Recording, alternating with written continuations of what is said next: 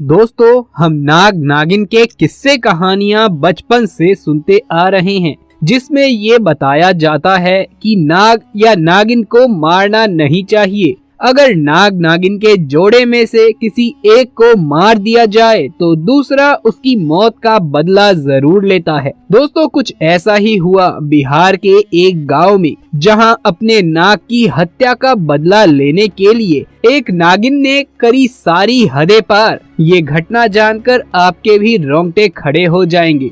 दरअसल दोस्तों, बिहार के एक छोटे से गांव में दो भाई रमेश और गोविंद रहते थे। वो दोनों एक गरीब परिवार से थे, इसीलिए वो दोनों काम के सिलसिले से अक्सर दूसरे गांव जाया करते थे। जिस रास्ते से वो जाते थे वो रास्ता एक जंगल से होकर गुजरता था। उसी जंगल में रास्ते के समीप ही एक विशाल बरगद का पेड़ था। उसी बरगद के पेड़ पर एक इच्छाधारी नाग नागिन का जोड़ा रहा करता था।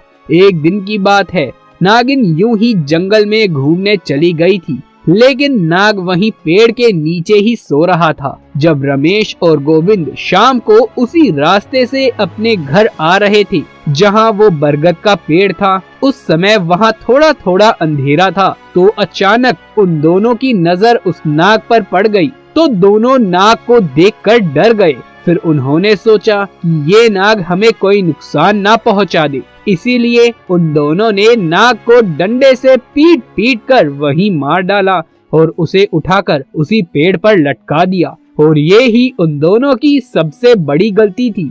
जब दोनों को पता चला कि ये कोई साधारण नाग नहीं बल्कि एक इच्छाधारी नाग है, तो जल्दी से दोनों अपने घर की तरफ भाग गए। इधर जब इच्छाधारी नागिन वापस उसी पेड़ के पास आई तो अपने मृत नाग को पेड़ पर लटका देखकर वो बेसुध हो गई। उसने अपने नाग की आंखों में उसके कातिलों को देख लिया था। अब उसके दिमाग में बस एक ही बात चल रही थी कि जिसने भी मेरे नाग की हत्या करी है, मैं उन दोनों इंसानों को इसी पेड़ के पास लाकर ही मारूंगी।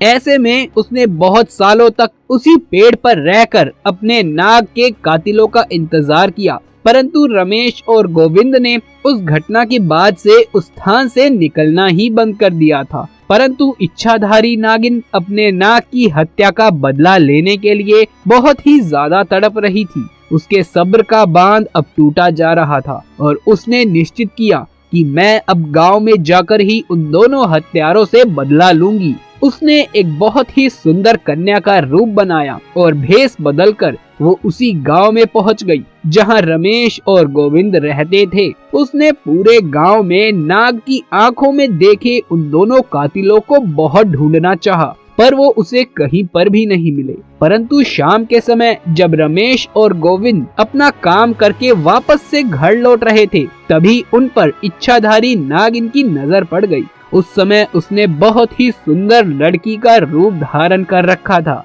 ऐसे में वो रमेश और गोविंद को अपनी सुंदरता से लुभाने लगी। वो दोनों भी उसकी सुंदरता पर मोहित हो चुके थे। तभी उस लड़की ने कहा कि आओ, मैं तुम्हें स्वर्ग की सैर कराती हूँ। वो दोनों भी ये सुन बेसुध हो गए और उसके पीछे पीछे जाने लगे। वो उस लड़की की सुंदरता में इतने मोहित हो चुके थे कि उन्हें समझ नहीं आ रहा था कि वो दोनों उसी स्थान पर जा रहे हैं जहाँ पर उन दोनों ने नाग की हत्या करी थी। अब वो इच्छाधारी नागिन उन दोनों को लेकर उसी पेड़ के पास आ गई और अपना भयंकर विशाल रूप उन दोनों को दिखाया, जिसे देखकर दोनों के होश उड़ गए और डर के मारे दोनों कांपने लगे। नागिन ने दोनों को डस डस कर उसी पेड़ के पास मार दिया और पुनः उसी पेड़ पर रहने लगी। दोस्तों, आप भी इस बात का विशेष ध्यान रखिएगा कि कभी भी किसी प्रकार से जाने अनजाने में आप किसी भी सांप या नाग नागिन को चोट ना पहुंचाइए,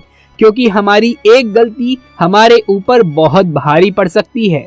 नाग हो या नागिन, ये सभी महादेव के गहने हैं। हमारा कार्य ये है कि जैसे हम महादेव की भक्ति करते हैं, उन्हीं के साथ ही हमें इनकी भी पूजा अर्चना करनी चाहिए, ना कि इन्हें चोट पहुंचानी चाहिए। तो दोस्तों, आपकी इस घटना के बारे में क्या राय है, नीचे कमेंट बॉक्स में लिख करके जरूर से बताइए।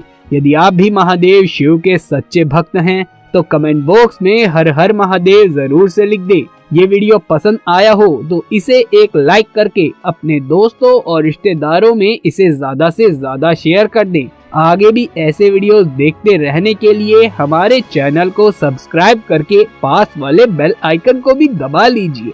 जल्द मुलाकात होगी आपसे किसी अगली वीडियो में। तब तक के लिए आप सभी का धन्यवाद।